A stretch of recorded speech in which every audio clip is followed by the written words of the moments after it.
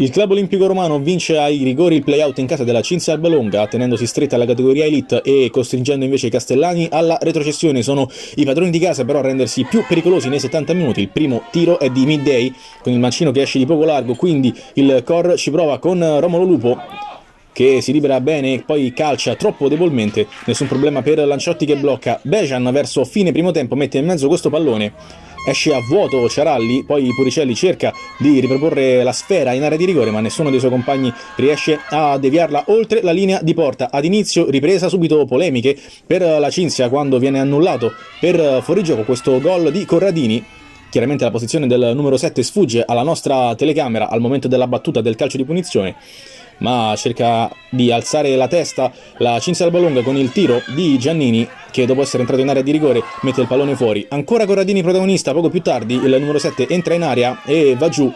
Giudicato regolare l'intervento di Dorta dal direttore di gara. Ancora Puricelli poco più tardi a colpire di testa su questo calcio d'angolo, quindi si rende pericoloso Midday con una delle sue giocate sull'esterno, palla in mezzo che poi termina sul destro di Bejan.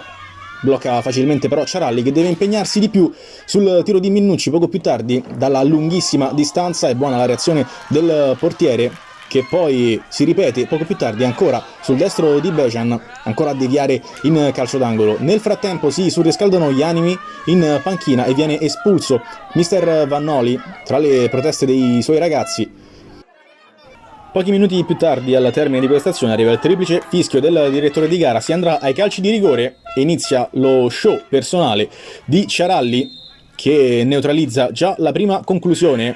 Il tiro infatti di Bejan viene respinto dal numero 1 con Capitan Pivato, che batte bene con il destro e mette in rete per il vantaggio dei suoi. Pareggia per la Cinzia Albalonga Roberti, ma Romolo Lupo riesce subito a riportare i suoi sul 2-1.